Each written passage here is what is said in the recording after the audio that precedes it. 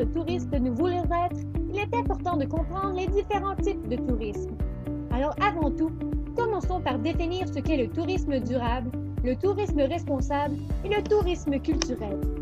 Le tourisme durable s'agit d'un code de conduite qui englobe toutes les formes de tourisme respectueuses de l'environnement et soucieuses du bien-être des populations locales. C'est une philosophie inspirée du développement durable, c'est-à-dire un développement qui répond aux besoins du présent sans compromettre la capacité des générations futures de répondre aux leurs, selon Rapport Brundtland en 1987. Toutefois, plus récemment, la définition est la suivante. Un tourisme qui tient pleinement compte de ses impacts économiques, sociaux et environnementaux actuels et futurs en répondant aux besoins des visiteurs, des professionnels, de l'environnement et des communautés d'accueil. Voyager responsable signifie minimiser au maximum son impact sur l'environnement et sur le mode de vie local lors de son itinéraire.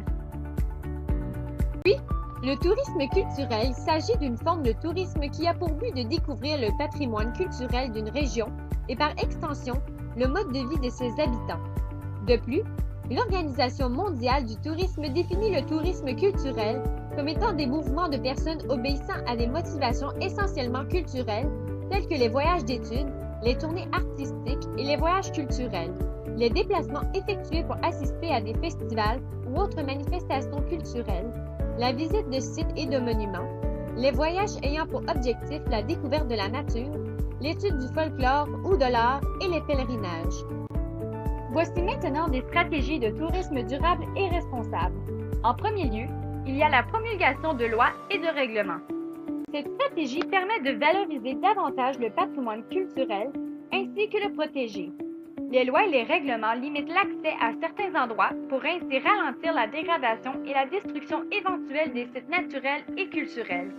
Par exemple, dans tous les musées de la région d'Ottawa, il est interdit de toucher aux œuvres, aux monuments et autres expositions qui s'y trouvent afin de les préserver et pour que ceux-ci ne soient pas vandalisés. Ceux-ci sont accès limité par des clôtures ou des vitrines. En second lieu, il y a l'attitude responsable à prendre à l'égard des populations locales.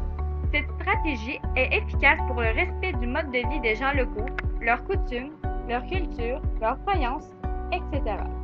Manger à des restaurants de nourriture locale et goûter à la gastronomie locale contribue aussi au respect de ces communautés par leur économie. Par exemple, dans la région d'Ottawa, il y a C'est Bon Cooking, qui est offert aux touristes. Il s'agit de cours de cuisine privés et des randonnées pédestres gastronomiques dans la ville. Grâce aux guides locaux, les visiteurs peuvent se renseigner sur l'évolution de la gastronomie à Ottawa. Ils ont la chance de connaître la ville comme les gens locaux en découvrant les entreprises sur l'alimentation et en rencontrant les chefs cuisiniers et les producteurs et artisans qui sont le moteur de la gastronomie à Ottawa. Ils ont également la chance de goûter à multiples échantillons lors des randonnées.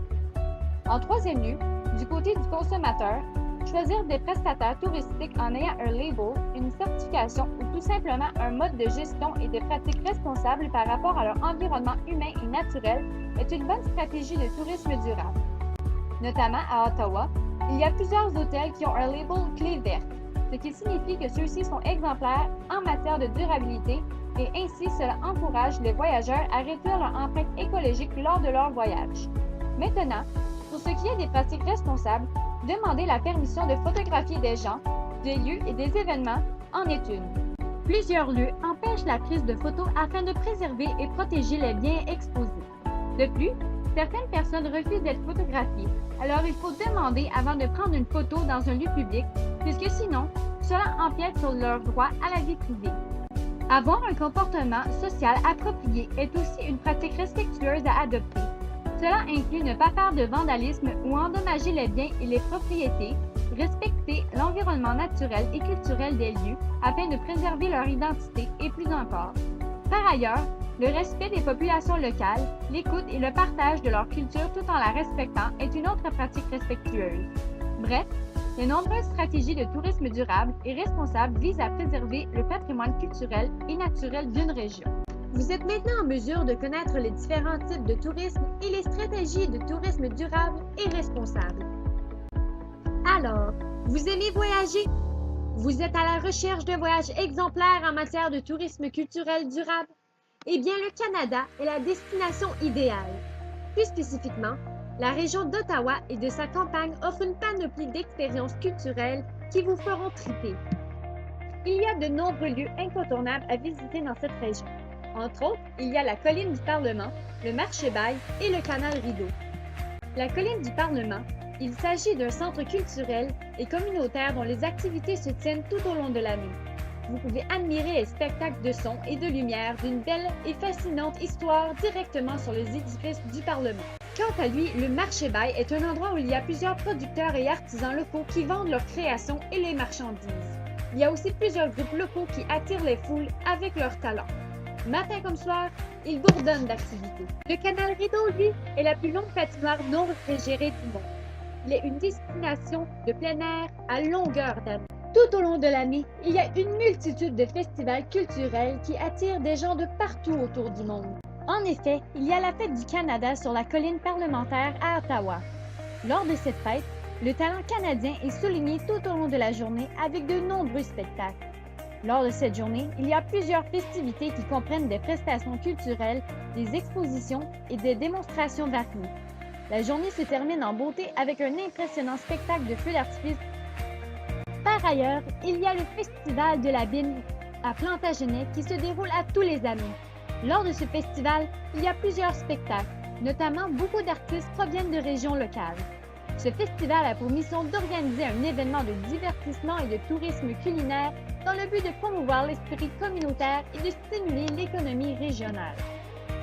Cette région du Canada offre aussi la chance aux visiteurs de participer au Festival de la Curd. Ce festival sert à promouvoir le talent local grâce à de nombreux spectacles sous le chapiteau. Également, grâce à ce festival, les visiteurs ont la chance de savourer le bon fromage de la région. La fromagerie Saint-Albert offre aux festivaliers et festivalières la chance de déguster ses meilleurs vendeurs dans le cadre du vin et fromage au profit du CHEO. Il n'y a pas que ces trois festivals. Il y a également le Festival de jazz à Ottawa, le Blue Fest à Ottawa, le Festival des arts autochtones du solstice d'été à Ottawa, la parade LGBT d'Ottawa, le Festival des saveurs de Bentley, le Festival Western à Wendover, la foire gourmande à Lefebvre, le Ribfest à Kanata et plus encore. Il y a également une panoplie de musées. Entre autres, il y a le Musée des beaux-arts du Canada, le Musée canadien de la guerre, l'ancienne prison de l'Orignal, le Musée de Clarence Rocklin, le Musée canadien de la nature, le Musée de l'agriculture et de l'alimentation du Canada, le Musée de l'aviation et de l'espace du Canada, le Musée des sciences et de la technologie, le Musée de la Banque du Canada, la Monnaie royale canadienne, la Galerie Arbor à Vintliquille, la Maison des arts à Embrun, et vous avez même la chance de faire une visite guidée du Parlement à Ottawa. Bref, lorsqu'on parle de tourisme en général, il y a plusieurs autres attraits intéressantes dans cette région. Entre autres, le Bal des Neiges à Ottawa, une visite guidée amphibus Lady Dive à Ottawa, le centre culturel Le Chenail à Hawkesbury, la marchanderie d'Ottawa et encore plus. J'espère que vous avez pris goût de cette merveilleuse région touristique. Nous vous encourageons à venir et nous espérons vous voir. À bientôt!